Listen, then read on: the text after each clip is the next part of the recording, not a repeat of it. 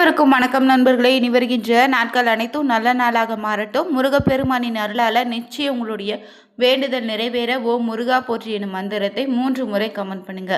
இன்னைக்கு இந்த ஒரு பதிவில் எந்த ஒரு ஆலயத்தை பற்றி பார்க்க போறேன்னா, தீராத நோயை தீர்த்து வைக்கக்கூடிய சமயபுரத்து மாரியம்மன் கோவிலில் கருவறையில் நடந்த ஒரு அதிசய நிகழ்வு என்னன்னு தெரிஞ்சுக்கலாங்க. மேலும் இந்த சித்திரை மாதத்தில் சமயபுரத்து மாரியம்மன் கோவிலில் நடந்து முடிந்த சிறப்பான திருவிழாவில் சில சுவாரஸ்யமான பதிவுகளையும் தெரிஞ்சுக்கலாங்க. மேலும் நீங்கள் புதியவராக இருந்தீங்கன்னா மறக்காமல் சேனலை சப்ஸ்கிரைப் பண்ணிவிட்டு கூடவே இருக்க பெல் பட்டனை கிளிக் பண்ணிக்கோங்க. தனிப்பட்ட முறையில் உங்கள் ஜாதக ரீதியாக ஏற்படக்கூடிய பிரச்சனைக்கு சரியான ஒரு பரிகாரத்திற்கு வீடியோவில் டிஸ்கிரிப்ஷன் கீழே ஒரு நம்பர் கொடுத்துருக்கோம். அந்த நம்பருக்கு நீங்கள் கால் பண்ணி தெரிஞ்சுக்கலாம். வாங்க நண்பர்களே, வீடியோக்குள்ளே போகலாம். தமிழகத்தில் எத்தனையோ கோவில்கள் அம்மனின் ஆலயங்கள் இருந்தாலும் இந்த ஒரு ஆலயத்தில் எப்போதுமே பக்தர்களின் கூட்டம் அதிகங்க. நீதிகளையும் தீமைகளையும் அழிச்சு தீராத நோயை தீர்த்து வைக்கக்கூடிய சிறப்பான ஒரு பரிகார தடந்தாங்க திருச்சி மாவட்டத்தில் அமைந்த இந்த சமயபுரத்து மாரியம்மனுடைய திருக்கோவில். அம்மன் வழிபாட்டில் முதன்மை பெற்று விளங்கக்கூடிய இந்த ஒரு ஆலயம் பார்த்தீங்கன்னா, காவேரியின் வடகரையில் திருச்சி சென்னை தேசிய நெடுஞ்சாலையிலிருந்து சுமார் 15 கிலோமீட்டர் தொலைவில் அமைந்திருக்குங்க. இந்த ஆலயத்தில் அம்மனின் வரலாறு பல கதைகள் சொல்வதுண்டு. மகாவிஷ்ணுவின் தசாவதாரத்தில் கிருஷ்ணர் அவதாரம் எவ்வளவு முக்கிய இடத்தை வகிச்சிச்சோ, இந்த அவதாரத்தில் தேவகியின் குழந்தையாக கிருஷ்ணனும் யசோதையின் குழந்தையாக மாயா தேவியும் அவதரித்தாங்க. அவ்விரு குழந்தையுமே இறைவனின் எண்ணத்தால் இடமாற்றம் செய்யப்பட்டிருக்கு. இதனை கம்சன் அறிந்து கொண்டாலும் குழந்தையினுடைய இடமாற்றம் செய்யப்பட்டிருப்பதை அவனால் அறிய முடியலைங்க. குழந்தையை கொள்ள துணிந்த கம்சனுமே தேவகியின் அறையை சென்று குழந்தையை தூக்க முற்படுறான். ஆனால் அருகில நெருங்க முடியாதபடி அந்த குழந்தை தன் உண்மையான அவதாரத்தை காட்டி நின்றுருக்கு. அன்னையின் அற்புத தோற்றத்தை கண்ட கம்சன் பின் சம்ஹாரம் செய்யப்பட்டானா. மகா சக்தியாக தோன்றிய அம்மன் பார்த்தீங்கன்னா, தன்னுடைய 8 கரங்களிலுமே எண்ணற்ற ஆயுதங்களை தாங்கி இந்த உலகத்தையே காக்க அவதரித்து நின்றிருக்கா. இந்த தேவியை தான் நாம மகமாரியாகவும் கண்கண்ட தெய்வமாகவும் மாரியம்மனாகவும் சமயபுரத்து தாயாகவும் பூஜித்து வரும். இது மட்டும் இல்லைங்க, இந்த ஒரு அம்மனுக்கு இன்னொரு கூற்றும் சொல்லுவாங்க.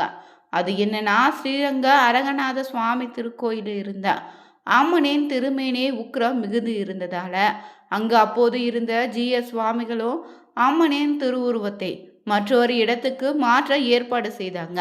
அதன்படி அங்கு பணிவிடை புரிவோர் அந்த திருவுருவத்தை எடுத்துக்கொண்டு வடக்கு நோக்கி வந்து ஒரு இடத்துல இறக்கி வச்சுட்டு இளைப்பாறினாங்களாம்.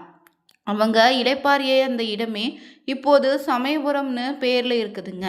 அதன் நினைவாக இன்றுமே இப்போதும் பார்த்தீங்கன்னா, இந்த கோவிலில் திருவிழாவின் 8வது நாளில் அம்மன் அங்கு சென்று ஒரு இரவு ஓய்வு கொள்ளும் நிகழ்ச்சியும் நடத்தப்படுது.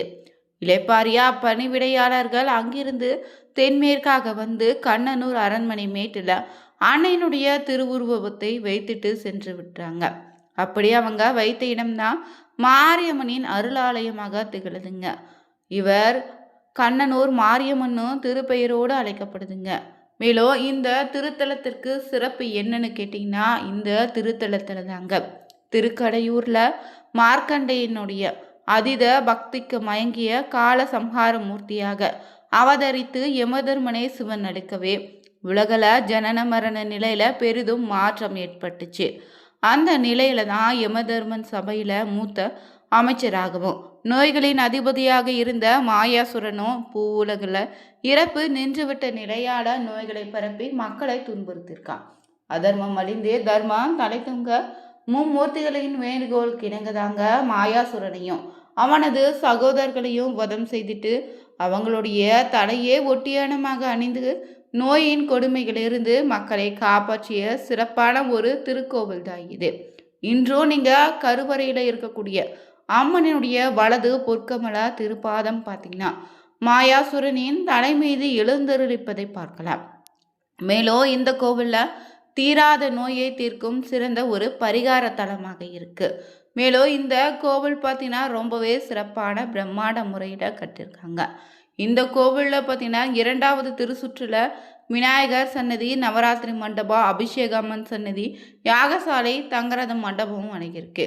மேலும் இங்கு பார்த்தீங்கன்னா வலதுபுறத்தில் அம்மனின் திருவுருவம் பார்த்தீங்கன்னா ரொம்பவே சிறப்புங்க. கருவறையில் செல்லக்கூடிய வழியிலே இருபுறமும் துவார சக்திகளின் சுதை உருவத்தை பார்க்க முடியும். வலதுபுறம் அம்மனின் கருப்பணசாமி சன்னதி இருக்கு. கருவறைக்கு மாவிளக்கு மண்டபத்துக்கும் இடைப்பட்ட பகுதியில் மகா மண்டபம் அர்த்த மண்டபம்னு சொல்லப்படுது. கருவறை சுற்றி பிரகாரம் இருக்குதுங்க. இந்த பிரகாரத்தின் விமானத்தில் அதிர்ஷ்டமான பகுதியில் தொட்டி போல அமைக்கப்பட்டு நீர் நிரப்பப்பட்டு இருக்கும். அம்பாள் கருவறையில் குளிர்ச்சியாக இருப்பதற்காகவும் உக்கிரத்தை தணிப்பதற்காகவும் இந்த முறையில் மேற்கொண்டிருக்காங்க. மேலும் கருவறையில் இருக்கக்கூடிய அம்மனினுடைய இடதுபுறம் உற்சவ அம்மனின் சன்னதி இருக்கு. இத்திருமேனிக்கு நாள்தோறும் சிறப்பாக அபிஷேகம் செய்யப்பட்டு வருது. சமயபுரத்து அருகே இருக்கக்கூடிய செல்லாண்டியம்மன் திருக்கோவிலில் திருமேனிக்கு இங்கு நாள்தோறும் அபிஷேகமும் செய்யப்படுது.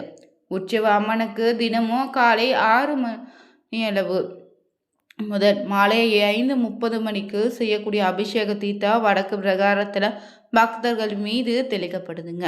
இதனால் அம்மை நோய் கண்டவங்க, உடல்நலக்குறை உள்ளவங்களும் நோயின் தாக்கத்திலிருந்து விடுபட்டு விரைவில் நலம் பெறுறாங்க. மேலும் இங்கு அம்பாளின் வடிவம் பார்த்திங்கன்னா மற்ற கோவில்களை விட இங்கு மாறுபட்ட வடிவம் கொண்டு அருளாட்சியும் நடத்தப்படுது. மூலவரின் திருவுருவம் மரத்தால் ஆனது என்பதால் அதன் மேல சுதை வேலைப்பாடுகள் செய்யப்பட்டிருக்கு. தங்க ஜடா மகுடத்தோடும் குங்குமமேனி நிறத்தால் நெற்றியில அழகிய வைரப்பட்டைகள் மின்ன, கண்களில் அருளொளி வீச வைர கம்மல்களோடும் முக்குத்தியோடும் பக்தர்களுக்கு காட்சியளிக்கிறார். ஆதிசக்தியான அம்மன் தன்னுடைய 8 கைகளில் இடதுபுறமாக கபாலத்தையும் மணி வில் பாசம் வலதுபுறமாக பார்த்திங்கன்னா கத்தி சூளம் அம்பு உடுக்கைன்னு ஆயுதங்களை தாங்கியிருக்கிறார். இங்கு இடது காலை மடக்கி வச்சு வலது காலை தொங்க விட்ட நிலையில் சுகாசனத்தில் அமர்ந்து பக்தர்களின் குறைகளை நீக்கி அம்மனுடைய அருளாட்சி நடத்தப்படுதுங்க. மேலும் இங்கு பார்த்திங்கன்னா அம்மளுடைய திருவிழாக்களாக தைப்பூச திருவிழா, பூச்சொரித்தல், சித்திரை பெருந்திருவிழா, புரட்டாசி நவராத்திரி விழான்னு தை மாதத்தில் 11 நாட்கள் சிறப்பு விழாக்களும் கொண்டாடப்படுது. மாசி மாதத்தில் கடைசி ஞாயிற்றுக்கிழமை அம்மனுக்கு பூச்சொரித்தல் நடத்துகிறாங்க. மகிஷாசுரனை வதம் செய்து பாவம் தீரவும், தன் கோபம் அடங்கவும் தமம் செய்து பச்சை பட்டினை விரதம் இருந்து சாந்த சுரூபிணியாக மாரியம்மன் பார்த்தீங்கன்னா இங்கு மக்களுக்கு காட்சியளித்து வர அம்மனுடைய பச்சை பட்டினை விரதம் மேற்கொள்ளக்கூடிய 28 நாட்களுக்குமே நெய்வேத்தியம் கிடையாதுங்க. இந்த காலத்தில் மாரியம்மனுக்கு பார்த்திங்கன்னா இளநீர், கரும்புச்சாறு, துள்ளு மாவு மட்டுமே படைக்கப்படுது. பூச்சொரித்தல் விழா நடத்தக்கூடிய நாட்களில் ஞாயிற்றுக்கிழமையில் பல்வேறு பகுதியில் இருந்தோ அலங்கரிக்கப்பட்ட வாகனத்தில் அம்மனை எழுந்தருளச் செய்து பூத்தட்டுக்களையும் பூக்கூடைகளையும் ஏந்தி ஊர்வலமாக வந்து மாரியம்மனுக்கு பூக்களை சாத்தி வழிபாடும் செய்யப்படுது. பங்குனி கடைசி ஞாயிற்றுக்கிழமையில் சித்திரை தேர் திருவிழாக்கான கொடியேற்றமும், சித்திரை முதல் செவ்வாய்க்கிழமை அன்று சித்திரை பெருந்திருவிழா தேரோட்டமும் நடத்தப்படுங்க. மேலும் இங்கு பார்த்தீங்கன்னா வைகாசி மாதத்தில் 15 நாட்களும் பஞ்ச பிரகார திருவிழா நடத்தப்படுது. மேலும் இங்கு அம்பாளின் சிறப்பு பரிகாரம் என்னன்னா, அம்மை நோய் பாதிக்கப்பட்டவங்க இந்த கோயிலில் வந்து தங்கி நோய் நீங்கும் வரை இருந்து வழிபாடு செய்கிறாங்க. இவங்க மீது அபிஷேக தீர்த்தம் தெளிக்கப்படுதுங்க. அம்மையால் பாதிக்கப்பட்டவங்களும் தீராத நோயால் பாதிக்கப்பட்டவங்களும் தங்களுடைய வேண்டுதலை மாரியம்மனிடம் தெரிவித்து அது நிறைவேறிய பின்னர் இங்கு வந்து அம்மனுக்கு உருவம் வைத்து வழிபாடு செய்கிறாங்க. அது மட்டும் இல்லை, கோழி ஆடுகளை காணிக்கையாக செலுத்தக்கூடிய பக்தர்களும் இருக்கிறாங்க. மேலும் இங்கு பார்த்திங்கன்னா அமாவாசை நாளில் சமயபுரம் மாரியம்மன் கோவிலில் தங்கி மறுநாள் காலை வழிபட்டு சென்றாலே காரியங்கள் அனைத்தும் நிச்சயம் நிறைவேறுங்க. அதனால் அமாவாசை இரவு தங்கி வழிபடக்கூடிய பக்தர்கள் எண்ணிக்கை அதிக அளவில் இருக்குது. இவங்களுடைய வசதிக்காகவும் கோயில் வளாக பகுதியில் அமாவாசை மண்டபமும் கட்டியிருக்காங்க.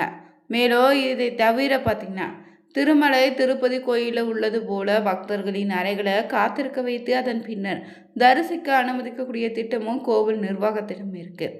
மேலும் இந்த ஆலயத்தில் பார்த்திங்கன்னா தல விருட்சமாக விளங்கி வருவது வேப்ப மரம் தான். சுமார் 1000 ஆண்டுகளுக்கு முற்பட்டதாக சொல்லப்படுது. இந்த மரம் தற்போது திருக்காப்பு விண்ணப்பச்சீட்டை விண்ணப்பிக்கக்கூடிய இடத்துல இருக்குங்க.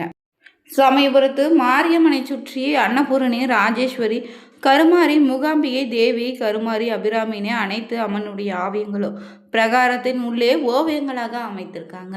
இன்னைக்கு இந்த ஒரு வீடியோல தீராத நோயை தீர்த்து வைக்கக்கூடிய சமயபுரத்து மாரியம்மன் கோவில்ல கருவறையில நடந்த சில அதிசயங்களை தெரிஞ்சுக்கொண்டோம்.